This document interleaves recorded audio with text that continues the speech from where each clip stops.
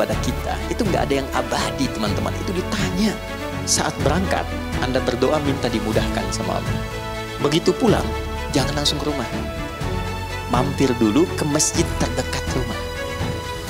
Begitu Anda mau masuk, wudhu dulu, sholat 2 rakaat. Anda katakan begini, ya Allah, aku telah lakukan apa yang Engkau perintahkan demi berikhtiar mencari rizki yang telah Engkau tetapkan. Dan aku mohon sekarang karuniamu seperti apa yang telah Engkau janjikan. Kalau dengan semua yang halal telah aku tempuh belum mampu mendekatkanku pada rizkimu, mohon tunjukkan kepadaku saat ini dengan cara apa lagi aku meniti jalan mendapatkan rizki. Demi Allah saya katakan, pulang ke rumah yang dibawa aura masjid bukan aura kantor.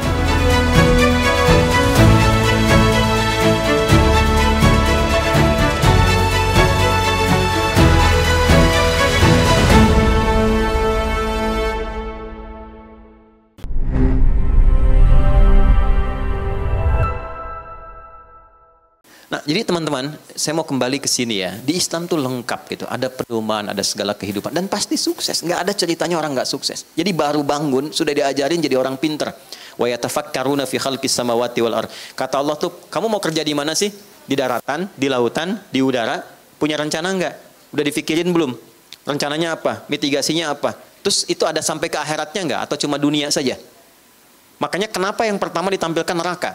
Innaka man tudkhilin nar faqad akhzaitah. Ya Allah, kalau sudah dikasih kesempatan hidup, menjalani hidup dan masuk neraka, itu orang rugi banget dan terhina. Karena gini, miftahul jannati la ilaha illallah. Kunci surga itu kalimat la ilaha illallah. Kita itu begitu rahmannya Allah sama kita, itu kuncinya udah dikasih. Allah itu udah ngasih kunci surga sama kita. Cuman kadang maaf, kuncinya nggak dipakai, pintunya nggak pernah dibuka.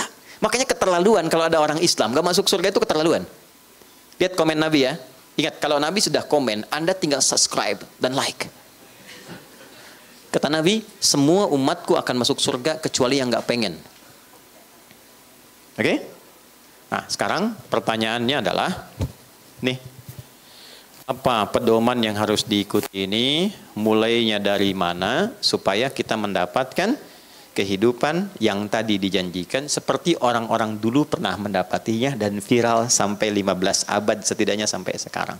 Mulainya dari mana? Maka dibuatlah 5 pilar. Dari 5 itu pokoknya masuk dulu ke frame-nya, setelah itu 4-nya jalannya yang lebar dan luas. Jalan yang lebar dan luas disebut syariah.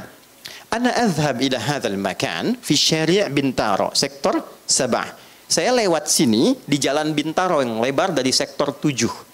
Kalau itu menjadi sifat pedoman yang lapang dan lebar, maka disebut syariat. Oke? Disebut apa namanya? Syariat. Makanya yang 1 namanya syahadat, yang 4 syariat. Untuk masuk ke frame Islam, guna mendapatkan salam, ada 5 pokok. 5 pokok ini disebut dengan rukun. Karena rukun ini ada dalam frame-nya Islam, maka sering disebut dengan rukun Islam. Rukun Islam ada berapa? 5. 1-nya kan pengakuan komitmen.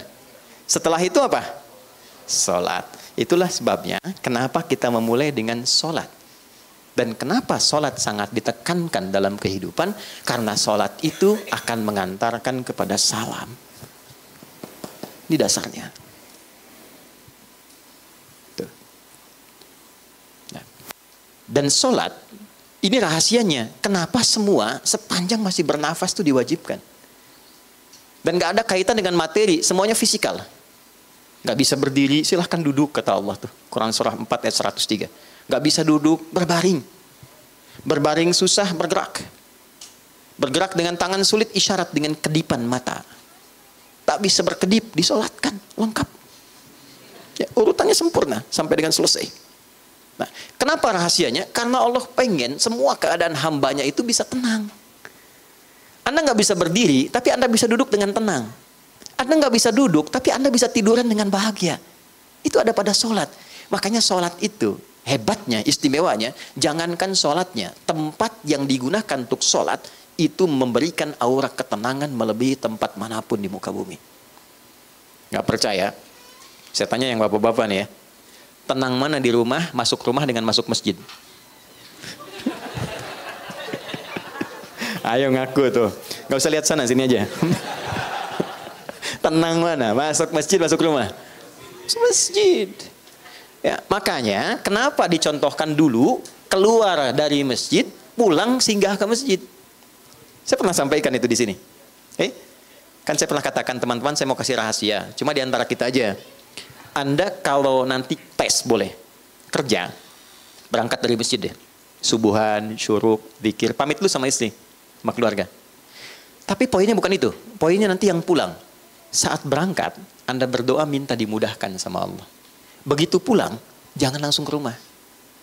Mampir dulu ke masjid terdekat rumah. Gak percaya silakan. Beda auranya. Begitu Anda mau masuk, wudu dulu, sholat 2 rakaat, Anda katakan begini, ya Allah, boleh pakai bahasa Indonesia. Aku telah lakukan apa yang Engkau perintahkan demi berikhtiar mencari rizki yang telah Engkau tetapkan, dan aku mohon sekarang karuniamu seperti apa yang telah Engkau janjikan. Kalau dengan semua yang halal telah aku tempuh belum mampu mendekatkanku pada rizkimu, mohon tunjukkan kepadaku saat ini dengan cara apa lagi aku meniti jalan mendapatkan rizkimu. Sujud.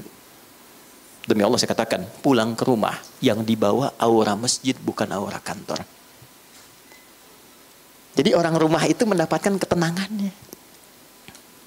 Bukan keributan yang terjadi di kantor. Bukan kelelahan yang terjadi di jalan. Ya, di jalan balap-balapan gak sempat maki, ketemu anak yang dimaki. Ayah, diam kamu. Udah nunggu kan. Nah, ini poin yang mau saya sampaikan, satu bagian. Nah, jadi teman-teman sekalian, pertama, mengapa dimulai dengan sholat. Nah, ini dasarnya saya mau kembalikan dulu supaya kita mengerti baik-baik. Inilah kenapa kita belajar sholat mesti benar. Kalau nggak benar, nggak dapat ini. Jadi kalau ada yang belum tercapai, ya, hati-hati. Mungkin ada bagian yang belum tersambungkan dengan Allah secara baik. Sesuatu yang tersambung, kuat, ini erat, dan sulit dilepaskan, itu disebut silah namanya. Apa namanya? Silatun. Silah. Dari kata wasala, nyambung, erat. Pernah dengar ini? Silaturahim? Ya.